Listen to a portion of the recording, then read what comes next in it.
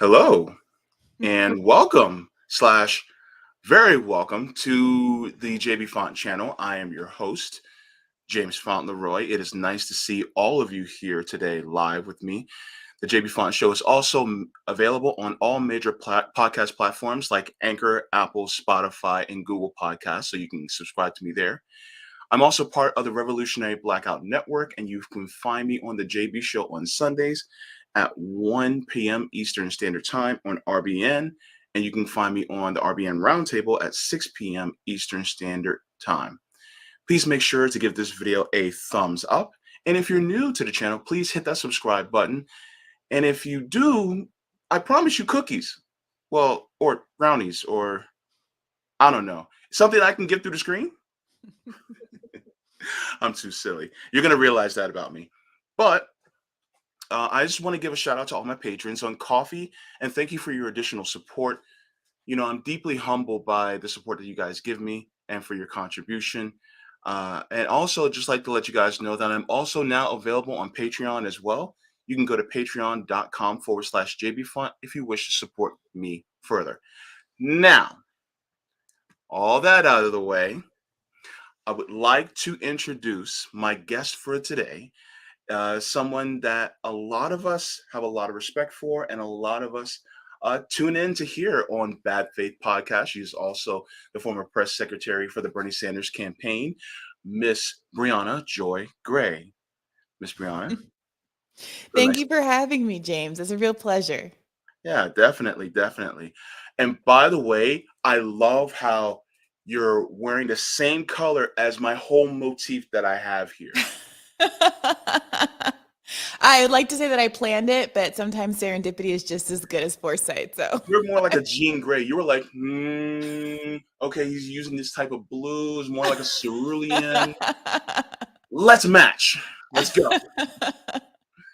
So it's kind of Star Trek-ish though, in a way, though. You know, the blue look. I think that Gene Roddenberry had it right when he decided to go with the kind of primary color format. I love a strong primary. yeah. So Well, I decided to go with a secondary, more like an orange. I kind of look like a picnic basket slightly. stop. No, It's a let's be real. classic gingham. You can't go wrong with that either. Yeah, well, I mean, orange is my favorite color, just so that everybody knows. Orange is my favorite color. So I just wanted to put that out there too. I just want to say hello to everybody in the chat really quick. Good to see you, Marco, as well as Tony Plow, Matthew Lerma. Good to see you as well. Oh, they said for the win. Nice. I like that. Terry Connolly. So nice to have you. Kay Harris. Welcome to the stream as well. Where Pilgrim. Good to have you in as well. Now, because I do not want to take too much of your time, I would like to get started with just my questions, as you know, if possible. Yeah, of course. So you are a journalist, former press secretary for the Sanders campaign, political commentator, and you're a Trekkie that started in Most Indy. importantly. Of course, most importantly. Can you give us a brief summary of how you got into that and what inspired you to get into this independent media space after the Sanders campaign? Yeah, well, the reality of it is that, when you sometimes go and work for someone like Bernie Sanders, and especially for someone like me who certainly wasn't angling for a career in politics and has no interest in working for a principle that she doesn't believe in, and understanding the state of politics being that there aren't very many politicians that I would ever consider working for that reason, the kind of world of options are relatively limited. You don't come out of Bernie world and get offered, you know, eh, non-independent media, mainstream media jobs to the extent that you would want one. I am a lawyer and had no interest in returning to that. There is some ambiguity about my ability to go back to being a straight journalist, having worked for a political campaign. People do it. David Sirota did it, years and years ago. And, is doing it now, and it's possible. But honestly, it was very serendipitous where the opportunity came up, and I started the podcast, and it was successful. And I'm just very grateful that it enables me to do independent media, because I'm not really sure what I would be doing in the alternative. But I initially started writing because I was frustrated by the lack of coverage, or the fact that the coverage back in 2015, 2016 completely erased the reality of there being diverse non-white people who supported Bernie Sanders.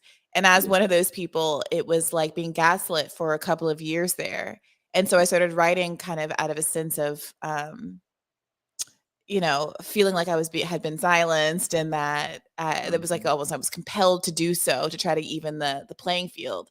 And when I did start writing, there was an immediate positive reception, because I think there are so many folks who found themselves erased from the public sphere and gaslit into being a kind of this monolithic Bernie bro trope. And I'm really glad there was such an appetite for it, because that's what ultimately launched my entire career. Yeah, I mean, if when you look at it, you do not fit the Bernie bro narrative. Just look. And I can sense the same type of frustration. You, despite you looking a lot younger than me, we are relatively close in age. Girl, you don't look a day over 21. Trust okay. me. All right. But me, however, I don't look a day over 25. Correct, but neither of us. Nobody looks. These kids these days, they post these pictures like, "Oh my God, they're 30. He's 30. She's 30," and it's like, what do you think happens when you turn 30? Yeah. This isn't like pre-New Deal America, where people are suffering the vagaries of a hard life and losing teeth in childbirth because there's no fluoride in the water. We have like moisturizer and sunscreen, and people don't We just fall apart. exfoliate. Sorry. Yeah, it's true. And that gets on my nerves. I'm just like, you know what? People are like, "Oh my God, you're 37." I'm like, "Oh my God, yes, I am." Like, what do you think?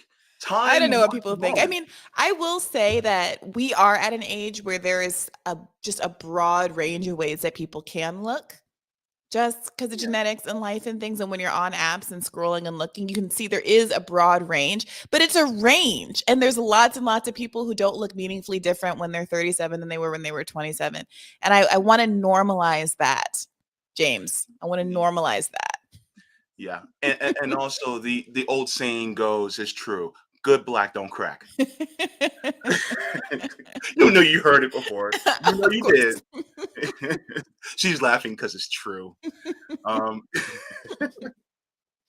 But one of the things that I think that the primary frustration that people like you and I feel is that we came up in a time where mainstream, I'm not going to say mainstream, corporate media was pushing this narrative that all you had to do was look like us, and then we had, what we needed. They did the same thing with Obama. They did the same thing with Condi Rice. They did the same thing with, Clarence Thomas. They're trying to do the same thing with the Supreme Court justice. They did it with Kamala Harris. And for us to be on the left and black, it was kind of different. It was like, wait a minute, you guys aren't completely just liberal like the rest of them? We're like, no. In fact, if you go back into our roots from the civil rights era, you'll see that we definitely called them out just as much as the Republicans do. Yeah. I mean, that's part of the genius of the kind of mainstream neoliberal media machine, is that it has erased the leftist roots of our domestic Black movements here in America, and has done so very neatly and very quickly. If you think of how short a time ago it was, this isn't like generations past. It's living generations who have been, de-radicalized into not understanding that the leaders that they had so much respect for did identify as socialists and would be perceived as very radical today, and were in fact perceived as radical at the time, despite now being emblazoned on the sides of, whatever McDonald's is posted up in the corner of Martin Luther King Boulevard or what have you. So, it's really amazing. And I know there were these moments on the campaign trail. I remember one time in particular, I had been sent to the Alabama Democratic Party conference, which is, the Alabama Democratic Party it's the Black people it's Black people. It's Black Alabamans. And, our campaign, Bernie and Biden were the only campaigns that were represented there, except for Bloomberg, who was hosting the event that year, who had paid for the event that year. Gotcha. And so he gave a speech, and then they gave our campaign and a Biden representative, Terry Sewell, representative from Alabama, an opportunity to speak. And so she got up there and said her thing about Biden. I got up there and said my thing about Bernie. And afterward, a lot of people came up to me and were like, "Oh, like, we really liked what you had to say." And I think there was a little bit of that, "Oh, like, you're a nice young girl and we're so proud of you," kind of a vibes going on. And I was like, "Yeah, like, thank you. But are you going to vote for Bernie?" And people were like, "I don't know, Biden's going to win no matter what." And there was a sense of inevitability. But those people who were really engaging with me were like, "Look, I like what you have to say, but I am a proud Democrat and Bernie's not a Democrat." And I would say, "Okay, but look at the revolutionary tradition that you come from." There were so many references that were made to these civil rights icons who did not identify the way that you are demonstrating this kind of faithfulness to a party that has betrayed you in so many ways, or at very least not fought for you in the ways that it should have, given how dependent it is on your vote. And that was a really useful entryway into conversations with a lot of the older Black people there, who were receptive in theory, but still had this kind of tribal commitment to the Democratic Party. And I think that that's why having Black leftists is so important, and having visible Black leftists is so important, and why I think there's such an aversion from the mainstream media to accepting or acknowledging that we exist at all. Yeah, for some reason, we're like Oompa Loompas to them. It's like they don't know that we exist until they come into our space. Okay, I didn't mean to do the Willy Wonka reference, but that was the first. I'm serious. That's literally the first thing that came into my head. Look, I'm also a Roald Dahl stan, so I'm here for it. Okay, so my next question. That's not the next question. JB, get it together. Okay. Um, can you give us a glimpse into your journey to the left, and what was one of the biggest lessons that you learned that pushed you further to the left? Well, so I grew up in a house where my mother was always very open about her critiques of the Democratic Party. Her father was a radical, you Oh, know, uh, changed his name to Ronald X, you know, uh, my joined the Nation grandfather of did too. Islam.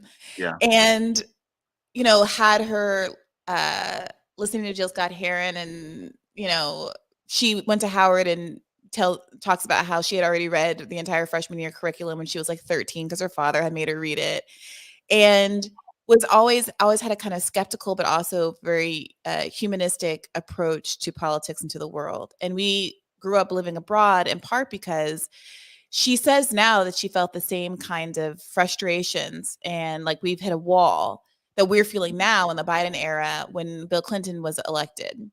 And Gotcha. so we left the country in 92 and lived abroad until 2001. I missed all of the Clinton years. And when we came back, it was very much a bit of a wake-up call for me, being thrown right into the boiling water of domestic politics when I had previously had a different, more global and attenuated from America perspective. And Hmm. so when political conversations started becoming a bigger part of my life as I got older, I think I was less rigid in my fidelity to the Democratic Party than some of my peers might have been, both Hmm. because I grew up outside of this context and also because my mother and my grandfather's influence was to be open to a more kind of radical side of politics. And also, we joke about Star Trek, but I say this a lot on my show. I do think having a blueprint of sorts, in even if it's in fiction, for a more aspirational kind of world allows you to not roll your eyes at the idea of a more socialist type of community. So I'll have conversations with friends and they'll say, well, what do you want? Like, I don't want poor people to exist either, but what do you want to do? Pay for housing for everybody? Like, yeah. Well, what do you want? Just to like pay for everyone to have health insurance? Yeah, my friend. And that kind of Take skepticism. my hand and come with me to a world of pure imagination. Exactly. And that kind of skepticism, it isn't just, because you're a bad person that you say things like that, but we live in a world that really constrains your imagination. Yeah. And I think that my imagination just wasn't so constrained. And so, like a lot of folks, I thought I was just kind of generically a liberal, sort of. I was a Democrat, didn't think too hard about it until people like Bernie came on the scene and really exposed the gap between what could be done and what our politicians have been telling us was kind of the max. And I remember my mom going to a Bernie rally. I was at work one weekend and her FaceTiming me while I was at the office, toiling away, doing corporate drudgery. And she was so excited. I was like, where are you, Mom? She's like, I'm down here. I'm down here for Bernie. Together, united, we won't be defeated and all this stuff. With her arm like flung around some random like stranger. And my brother looking very disgruntled under the other arm whom she had dragged with her. And I was like, okay, I guess I'm going to watch this first debate. I'm going to pay attention. Who is this Bernie guy? She's always loved him. And the differences were so stark and so obvious. And from that point on, I just was in constant conflict with all of my peers who could not believe that I liked Bernie. Moreover, that I was Black and liked Bernie and would say things to me. All of like the white colleagues at my law firm, I was the only Black attorney there, would say things to me like, but Black people don't like Bernie. And I'd say, my friend, I am the only Black person here. And I, in fact, like Bernie. You cannot reason by proxy. You can't proxy this out, especially because it's you and me and we're here and I'm literally Black and you're literally white and we're going to have to work through this. So yeah, that's a long way of saying that I really do think that my background made me more open to it than others might have been, but also just the reality of the political moment we were in 2015 sort of demanded me to redefine myself politically and to define it more concretely than I had ever felt really compelled to do before. Yeah.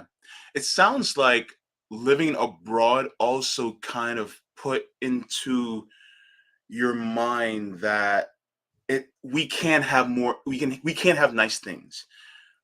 One thing I noticed, and this is kind of funny, but a few days ago, I was watching some TikToks, and a lot of people who were living abroad, especially a lot of Black people, were basically telling their sentiment that a lot of what we experience here in the United States, that we feel that is oppressive or that we feel is harsh, it doesn't have to be, because we can have something better. And in fact, there are examples abroad that show us that we can. And I noticed that a lot of times when people who travel abroad a lot or who have lived abroad typically also share the same sentiment. One of my colleagues at RBN, Sabrina Salvati, she's lived in Germany. And so living abroad gave her, just like you, that scope of, wait a minute, the United States is doing this. This is very backwoods, backwater at how they treat healthcare and housing and education. And I'm over here, or I was over there, able to get all these things without having to worry as much. Something is wrong. We can do better. We can be different. We can actually, we can actually do beyond what even these countries are doing, because we live at the time in the richest country in the history of the world, you know? Yeah. Yeah. I mean, you'll hear this refrain sometimes from conservatives. Well, they'll say, okay, but it's better here than there's nowhere else Black people would want to live. And there's nowhere else that Black people have ever had it better in the history of there being Black people. I'm like, yeah. I mean, this came up recently in an episode of Bad Faith podcast. And, it's like, okay, No. But even if I granted it on some level, you You said hit know, him over the why head are you even bringing this up if we're in the context of having a conversation about how to make things better for Black people now? But here in this conversation, we're not going to grant it. And I'm going to point to very recent examples of like every Black person who had two pennies to rub together in the 1950s and 1960s skied up and went to like Paris. You know, Baldwin, all these people, all these jazz singers, all these poets and writers and musicians, they didn't leave America because it was just like, I want to eat on the Champs-Elysees. No, it's because that they felt it was a less oppressive environment for them outside of their own country. Yeah. And again, that's not to say that it was like a halcyon paradise in Europe, but there is a different kind of, there's a certain kind of freedom that does exist from being perceived as perhaps other and maybe inferior, but outside of these very particularized American hierarchies that target us in very specific ways and have a whole narrative about what it means to be a Black American and who we are that doesn't exist in other parts of the world.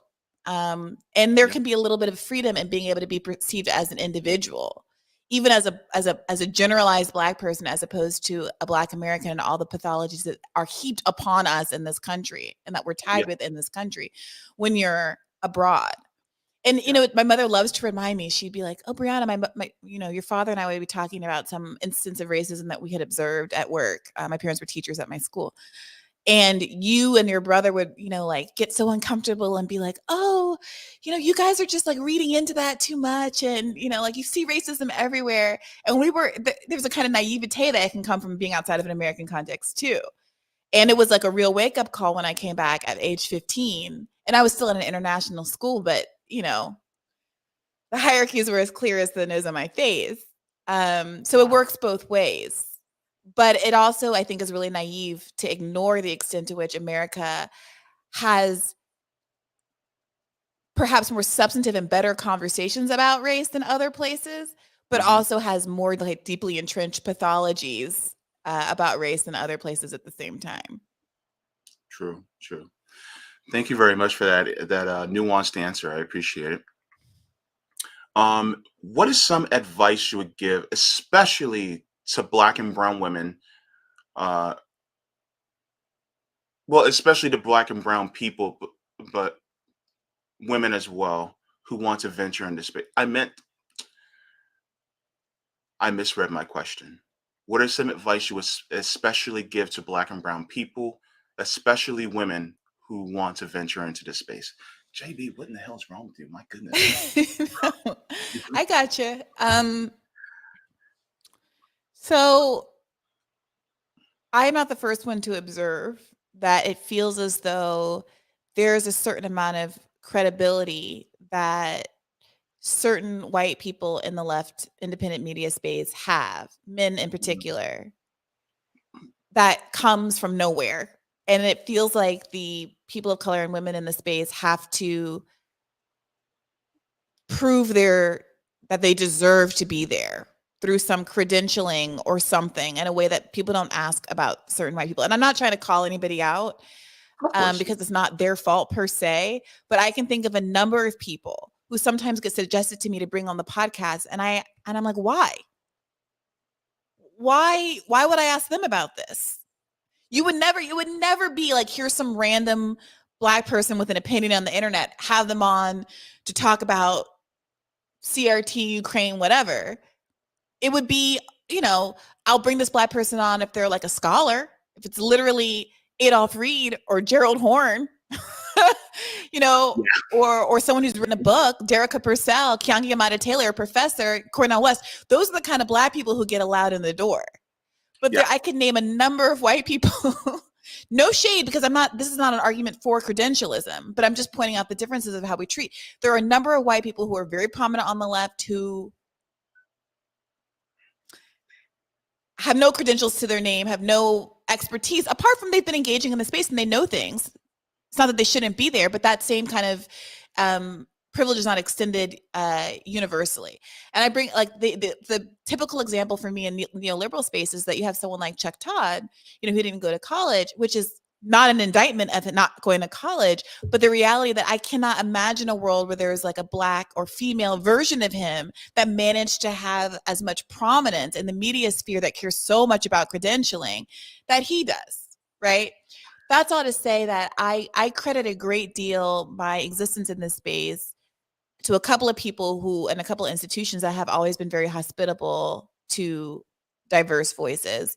My first pieces were published by Current Affairs magazine, which again, who knows what my access to them would have been like if I, like most of them, didn't go to the same law school. So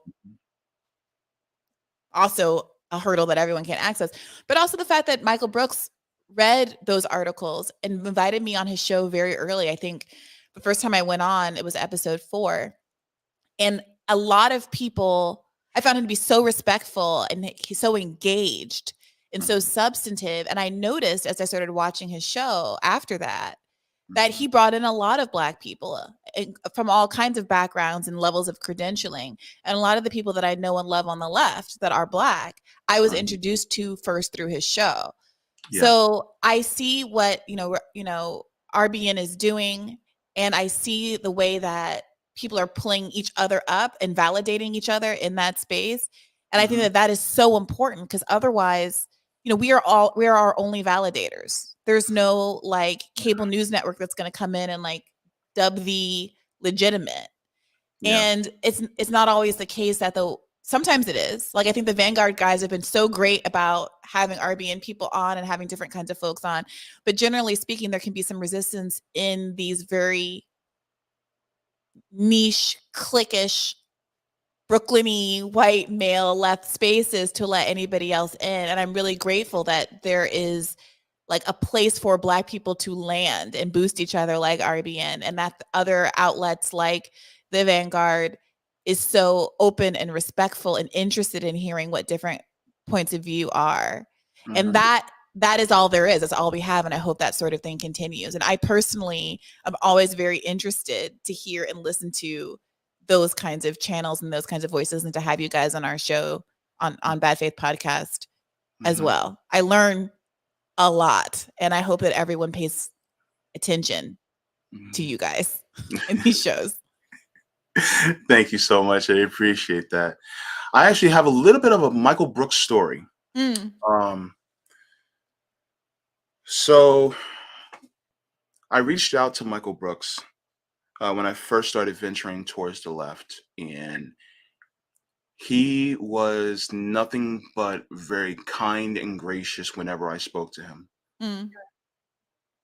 And of course, I'm still struggling now, but not much has changed since I met him. But when I met him, he started inquiring me about my GoFundMe, and he was like, so, what's going on? Are you okay? And I told him about me being on kidney dialysis and, being on disability and how tough it is and things like that. So he goes on his show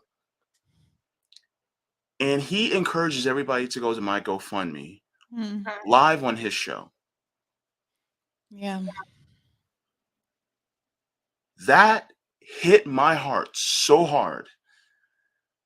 I was just like, oh my God, like, this dude barely knows me and was like, let me help you out.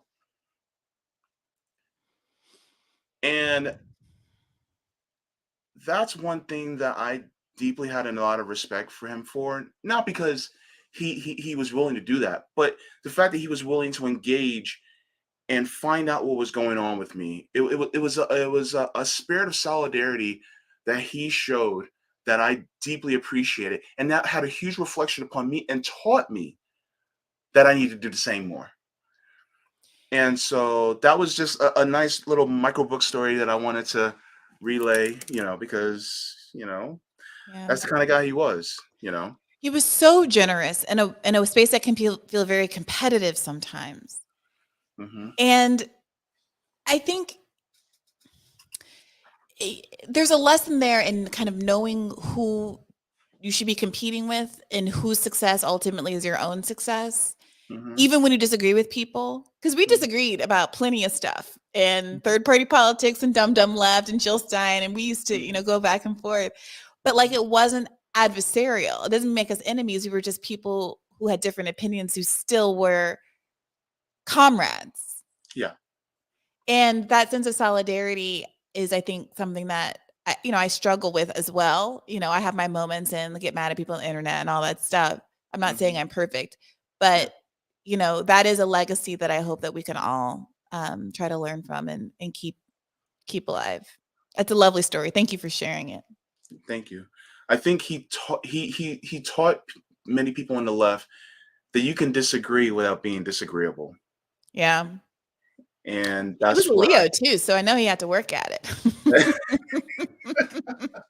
we can be a lot. Yeah. Yeah. So my next question, because I really want to get through these questions, because some of the questions are actually going to be a little fun. So stay tuned for that. But what is one of the biggest learning curves you had to learn when becoming a content creator in the indie media space? Oof. I mean, honestly, this past week or so with the Ukraine stuff has been a real struggle bus. Because Yeah, it's, for me. I would never pretend to know anything about foreign policy ever. And there is an expectation, I think, sometimes that everyone be really authoritative in the way they talk about stuff. And my MO, generally speaking, is that I'm not a expert. I'm an interviewer, and I have people on the show and I ask them questions and I try to, my value add is my analytical ability, but not necessarily my knowledge base in most areas. Yeah. And generally speaking, I think everyone's comfortable with that and appreciative of that. But in this issue area in particular, I think perhaps the gap, my knowledge base is so low that there is a great deal of frustration. There's like a higher expectation or something of being knowledgeable and having a take and a position like very, very early on in all of this, as a lot of us, I think, are still getting to learn. Yeah. So I don't know. It's an interesting place to be in, because I feel like I've never held myself out in any context, even things I think I can speak pretty knowledgeably on being an expert. Yeah. But negotiating, these questions of like, who does one platform, and is the audience going to have enough patience for you to talk to different kinds of people over the course of a week?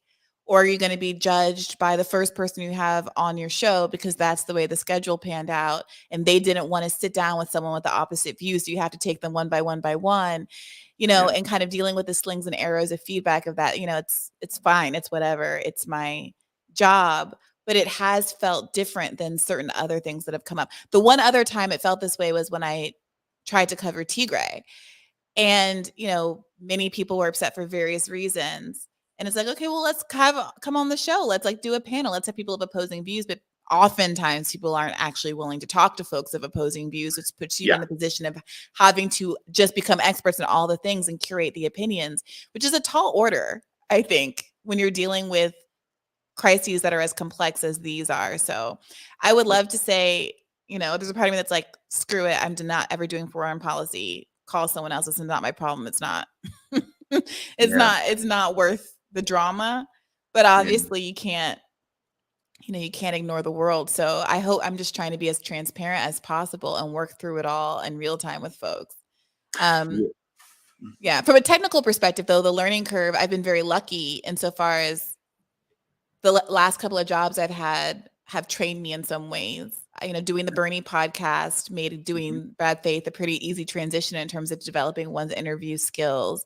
Being a journalist, being a writer, before that, being a lawyer, I think also trained me in a certain way to be able to ask questions and debate and basically depose folks when necessary. And I think a lot of the significant barriers in terms of attracting an audience, I obviously had a big leg up with being associated with the Bernie campaign and being able to afford some of the infrastructure that's required, like having a high quality camera and all of this stuff. I recognize that that's, a real privilege to be able to kind of immediately start with a certain level of, crispness and like technical proficiency. So, I certainly am not naive about those privileges as well. Yeah, yeah. And one of the things that I tend to think about is if you had a different identity, there's parts of me that sometimes think that you would have that the I'd say the algorithm, not just identity, but also political thought. I'm going to put those both together. If you didn't have the identity that you have and the political thought that you didn't have, I think that it would have pushed you out further for Mm. more exposure. Mm. But unfortunately, the way the algorithm works and the type of ideology that we subscribe to, it pushes us to the back of the bookstore, so to speak. Yeah, Um, I saw what's his name? FD Salinger, something like that. He's a content creator on YouTube, big channel, black guy. Did a video about this recently and how the algorithm like puts black people into kind of a black search box that can yeah. hide them away from people who have substantive agreements with them politically. You're not going to, it has to like pick, are you going to go in the leftist box or the black box? And they'll put you in the black box, and then the leftist broadly, the broader community never sees you. And I'm not as savvy about that stuff, primarily bad faith. It's a podcast. My salary is paid by Patreon subscriptions. I consider YouTube to be more like advertising. Like we do put the YouTube videos up so that people in a different context can learn about the show and come over. So I don't fret too much about the videos not doing as well on Mhm. YouTube. But I observe that oftentimes I feel like, wow, this was the best conversation about X subject that I think I've seen kind of objectively. And a lot of the comments will reflect that as well. Like, wow, this channel is criminally undersubscribed, and why haven't more people watched this? And I can't believe these two voices, she got them together and only so many people have looked. And you know, I don't know exactly what to attribute that to. Some of it is being a relative late comer. I know that, a lot of folks who've been around for a long time, like, Kyle Kalinske and David Pakman, like they've been here during the early years when there wasn't as much, you know, crowdedness in this Mhm. space. And that is a benefit of sorts. And that's, nobody's fault. It's just lovely to be an early adapter. Mhm. Um, but I do also think some of it are these algorithmic issues that a lot of channels have complained about, including Kyle, who have seen a different change in their Mhm. viewership and subscribers of late that is attributed to something a little bit more nefarious than just like preferences. I'm not sure what to do about that other than, everyone should like and subscribe to this video and to this channel. And to really make sure, like I watch videos that I enjoy all the time and realize, oh, I didn't like that. Like, why didn't I like that? Just like really, truly, like, even if you can't subscribe and you don't have money and times are tight, I get that. But, liking and subscribing and like reposting is free. And if that's the only little bit of solidarity you can do, please like this stream. Please like James's channel. Please Oh, follow thank you. RBN. It, Thank it you. makes a difference. Thank you so much. Appreciate that. Um, Gosh, only an hour. Damn it. Um, I was late though, so we should go over at least 10 minutes. it's okay. I'm gonna hold you to it. Okay, so this is going to be more of a policy-driven question. So I would like to get your take on this. This is going to be a hypothetical. Hold on to your hats. Okay, so you are president of the United States, Mm. President Gray. It is January 20th, your inauguration day. What are the first three actions you're taking as president within your first 100 days? Well, I'm going to cancel student debt. I know you're going to do that. A girl's gonna cancel student debt. Look, you're going to do student debt like they did Men on Film. Hated it. um, yeah, and we have to have free public colleges and universities immediately. Yeah. But let's call that just one big thing. Yeah. So this is a question that also, I presume that we're talking executive order land. Yeah. Because, who knows what my Congress is like and if I can get those nimrods to fall in line. So I start by antagonizing my base by calling all of my Congress members nimrods. And then I probably do the using my executive authority to expand Medicare for all, my emergency powers to expand Medicare to all for pandemic relief. And hope that that helps familiarize people enough with the process that it advances the goal of ultimately having real Medicare for all down the line. Yeah. And thirdly, executive power-wise, I have to consult with some people of whether we can nationalize the energy sector. But I'm pretty sure you can, because remember when Obama did it during the recession for the auto industry, and then very quietly just privatized it again. That wasn't necessary, right? He didn't have to do that. And so I do think that something big and climate related that really probably upset a lot of people, but would speak to the gravity of what we need to do with respect to climate change.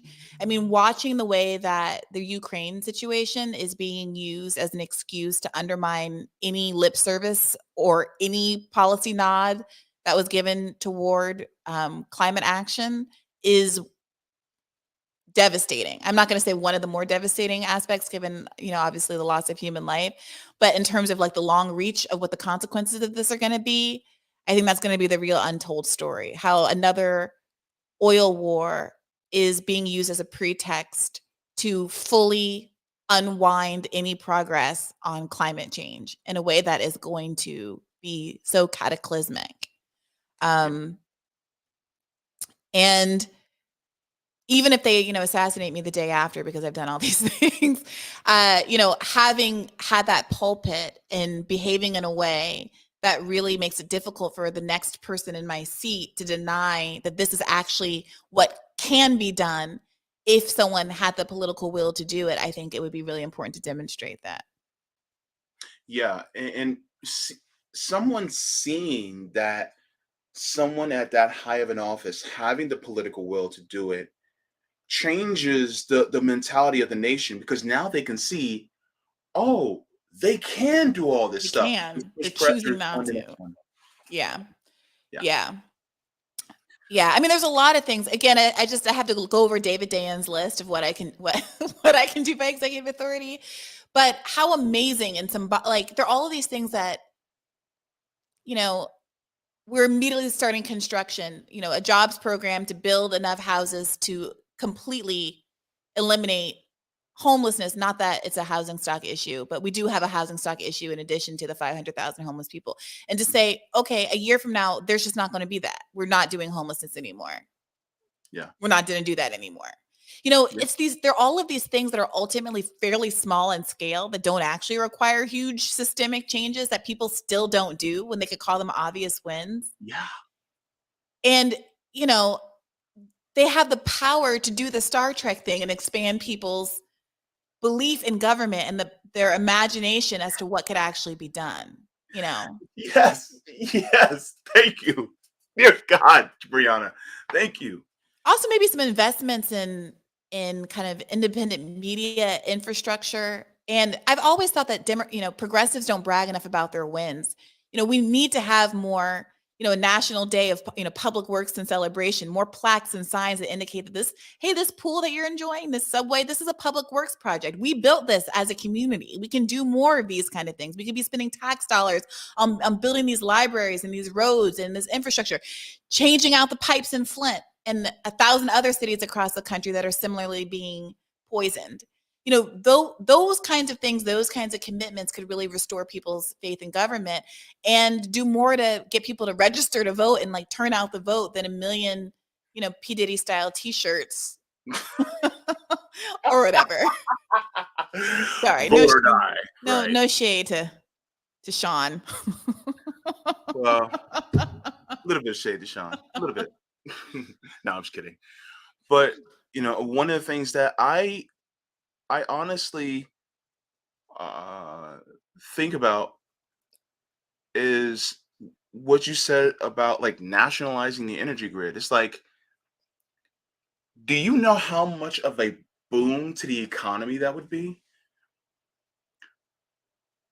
if we didn't have for-profit energy sector where your electric bill only paid for maintenance and operation costs and that was it?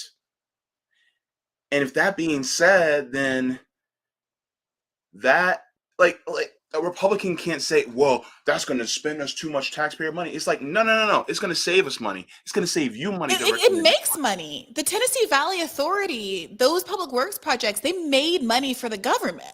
At the same time, they delivered energy at lower cost to the people of those regions. And the reason, the private industry didn't want to serve those communities because they felt like it wasn't going to be profitable to them because they were factoring in a certain profit margin for themselves that would make it worthwhile. And that's the whole point of not wanting to have private actors involved in providing these kinds of basic services. And surprise, surprise, surprise to everybody involved, the TVA was a profit driver for the government. Wow. It benefited the community and it was a profit driver for the government. So yeah, there's just no excuse. We don't hear those stories told. No, nobody wants to talk about it. And having someone with such a big platform talking about it, I think would be a real boon. 10 out of 10 though, you're going to get got. I hope you all enjoy my inaugural address because that's the last time they're going to let me talk in public. Just build a nice statue for me. That's all I ask. Yo, real talk. On RBN tonight, actually, we're going to be reacting to the State of the Union tonight. Yeah.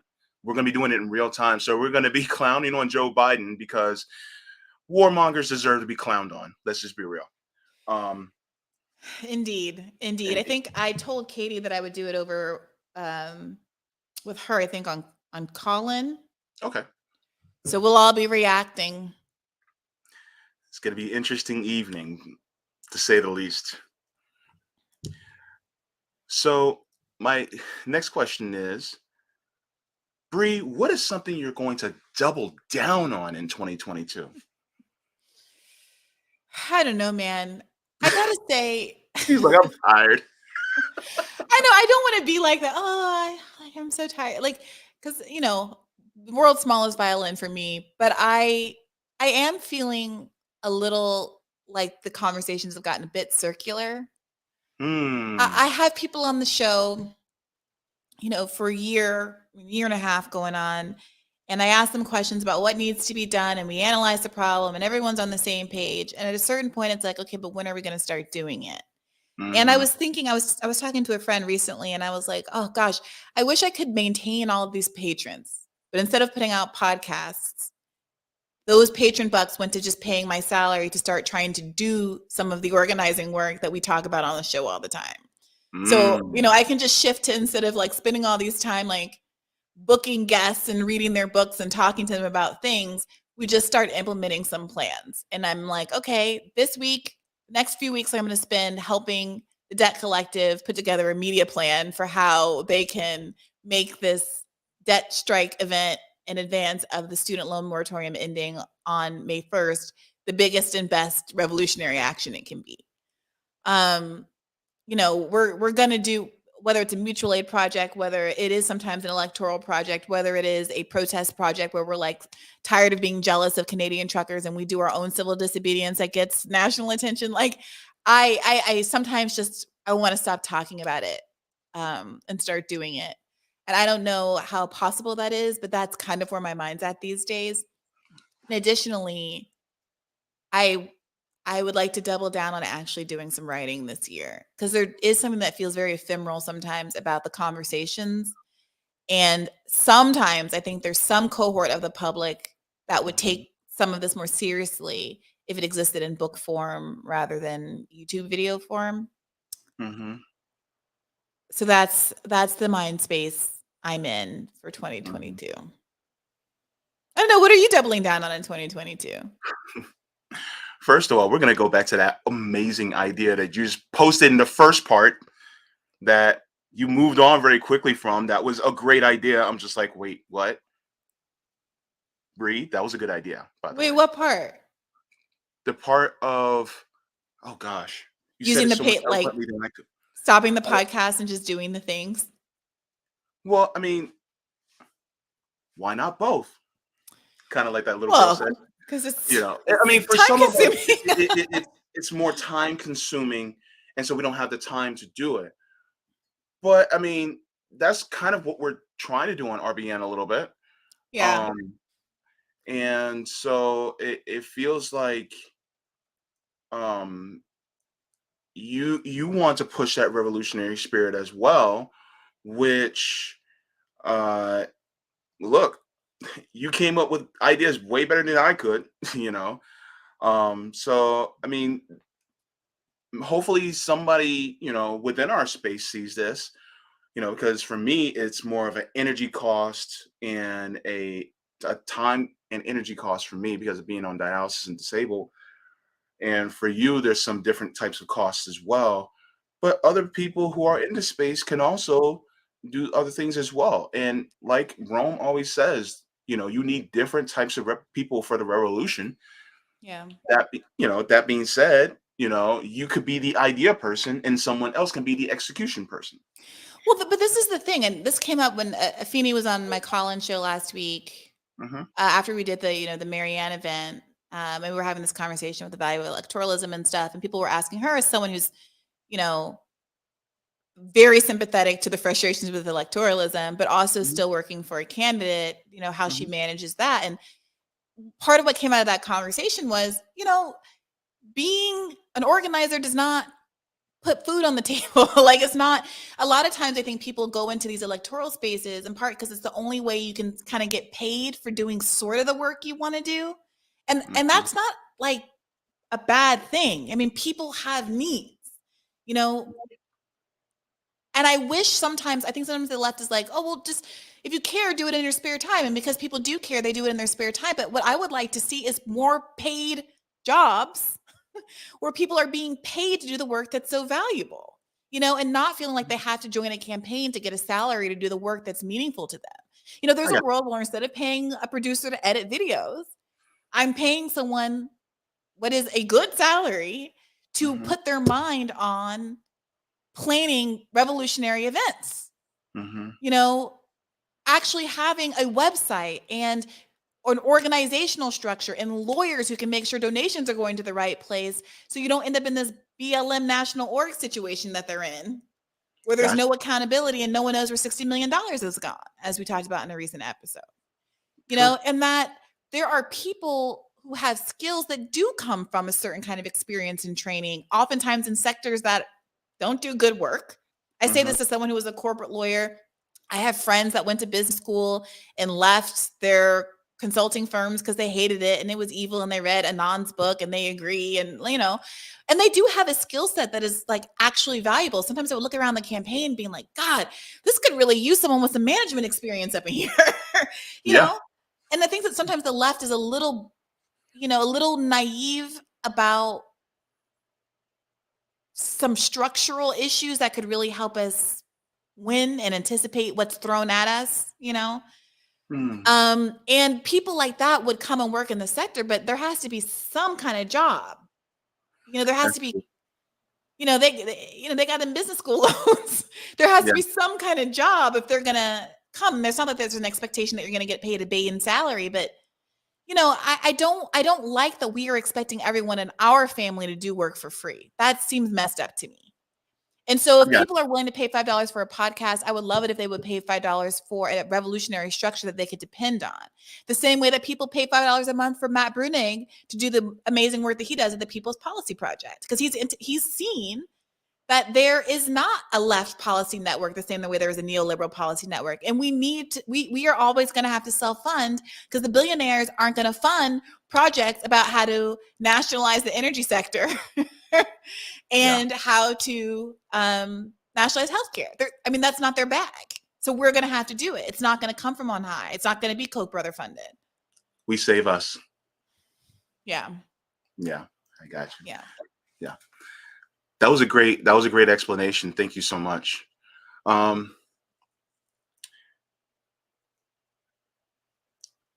What is one food that you can't live without? We're getting to the fun questions now. Eggs. Eggs? Eggs. Really? Eggs. It's the backbone of my I'm diet. I'm sorry? I'm judging you now. Well, no, look, so I stopped eating gluten and dairy because it was causing me to break out for inflammation reasons. And when you eliminate gluten and dairy, cheese was my favorite food, but what you gonna do? What's left? What's left? Like, bread is the substrate that everything in America is served on. You want burger, pizza, pasta. Every food is put on bread as a delivery vehicle in the United States of America. If you're in a different country, it's like rice more. And you go out and you can get food because it's like on rice. But in America, if you're out, especially if you're traveling, it is impossible to eat in a way that doesn't put bread front and center. So when I'm at home, my delivery vehicle is eggs. Oh, do I have some sausage? Chop it up and put it in eggs. Do I have some vegetables? Make a frittata out of it. Do it make a little rice bowl with a runny boiled egg or fried egg on top with some roasted sweet potatoes. But egg, it's a miracle. It's a miracle food as far as I'm concerned. It's delicious. You're a skeptic. Well, I've never been a fan of eggs growing up, and I still am not a fan of eggs. Really? Not at all? Me and my boyfriend, we don't like eggs. You don't like the taste? You don't like the texture? Both. Even like a yummy cheesy omelet with hash browns. You don't like that? Look, it has to be full of like cheese and meat and veggies and like mushrooms and onions in order for me to be able to eat it. Like it has to, like, I have to taste like everything else besides the egg. Like I can use it as a filler for something, but pretty much, yeah. Wow. So what's a food that you couldn't live without? Oh God. Oh, see, this is why I shouldn't have journalists on, because they refers the question back on me. And now I have to think, oh, geez, JB, what? Because a food you can't live without is a different question than what's your favorite food, right? I know. Wait, I know. Damn it. Spaghetti. Okay. Yeah. You could not live without spaghetti. No. No. I make a baked spaghetti that will resurrect you. Okay, this is funny because growing up, I hated spaghetti. But here was the issue. My mom was a big show. Then, oh my God, why are you here? Okay, let me justify this. My mom was always big into health food, and like way before the curve, she was out here and she was vegetarian in the 80s and stuff. Mm-hmm. And so growing up, when she would make spaghetti, it would be like big, thick whole wheat brown noodles. There would be big chunks of like green peppers in there, not nearly enough meat, and it would be like ground turkey with like no flavor. And it was like chunky and vegetable-y without enough sauce. And I hated spaghetti. We'd be like, what's for dinner tonight? And she would say spaghetti. And I would throw a tantrum on the floor. Then at one point in like middle school or high school, one of my brother's best friends' parents were Italian. And we went over to the Martin's house for dinner. And Mrs. Martin made spaghetti. And I was sitting there thinking, Lord, I got to eat spaghetti. Spaghetti's so nasty. And she put this food on my plate, and it was the most divine thing I had ever tasted in my life. She was like, real deal, fresh, homemade pasta, homemade sauce, like legit Italian dinner, family spaghetti. And I realized that it wasn't spaghetti's fault. It was just that my mom doesn't make the best spaghetti. She makes other wonderful things. Yeah. Love you, Mom. And like, we're so healthy. It's great. Yeah. The spaghetti was not it. Yeah. I want to try an authentic carbonara. Mm. Oh my gosh, I want to try that so bad. I saw a recipe being done on YouTube, but I'm gonna try it. But I want to get to my last question because I want to make sure that everybody hears it on the podcast. Okay, two more questions. First one is, what is your favorite curse word? Ooh. Well, I mean, there's like these obvious options that are out there in the world. Yeah. But honestly, I like a lot of like old timey words. Like, people make fun of Joe Biden saying malarkey, but that's like one of the most charming things I find about him as a person. Probably the only thing charming about him. I But mean, yeah. but I like a lot of like Yiddish expressions. I Hmm. find them to be just very evocative and like precise in a way that I always can't find in English. Mm-hmm. Um, but like full on curse words.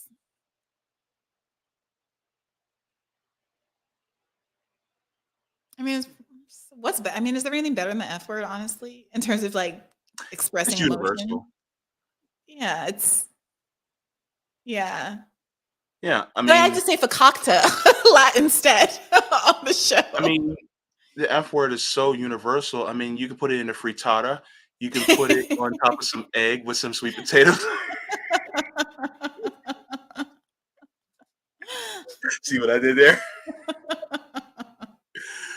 Cooking with curse words. Cook it with curse words, baby. Okay, so this is my last question, actually. You're on your deathbed and you're reflecting on your life. What? Okay. Okay. Far in the future, Bree. It's No, okay. it's the day after my inaugural address. We all know when this is. CIA will do it too. What is the one thought that you want people to remember about you?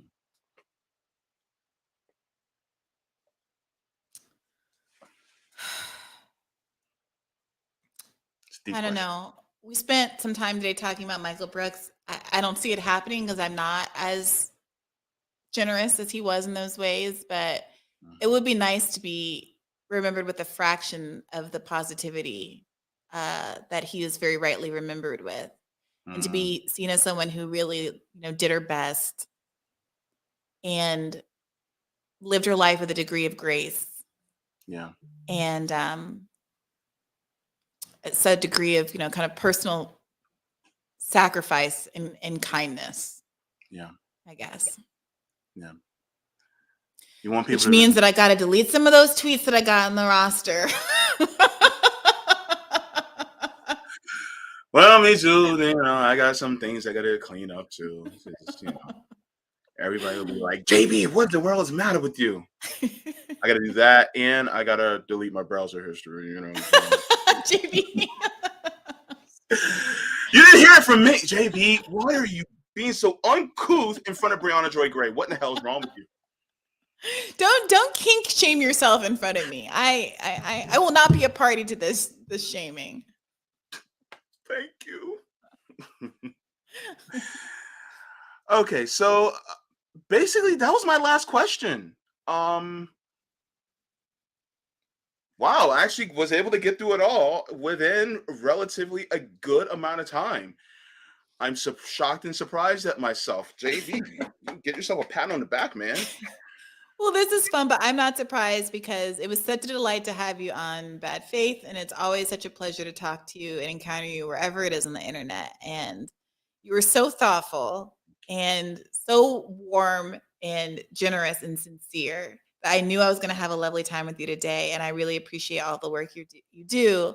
And I hope we can chat soon on one of these platforms Definitely, shortly. definitely. Thank you so much, and thank you so much for being humble and gracious enough to come on my tiny little channel. I really appreciate it.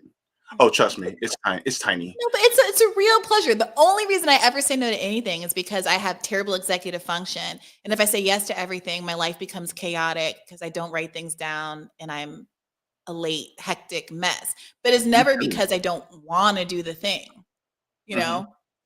And Yeah. it's a real, like I said, like I take very seriously. I reflect on my own trajectory, and I see how important it was at these very specific moments for someone like Nathan Robinson or Michael Brooks to have taken me seriously along the way when other people wouldn't have done so. Yeah. But for them, who knows where I'd be? I would never have been on the Bernie's radar. I would never have been, like, it was all one thing that built off another. So I am especially interested in going on a smaller platform. TYT doesn't need me to come on. You know what I mean? I'm especially wanting to make time for smaller platforms in the hopes that they're bigger platforms one day. So kudos Yeah. to you, and let me know if there's any other way I can support. Thank you so much.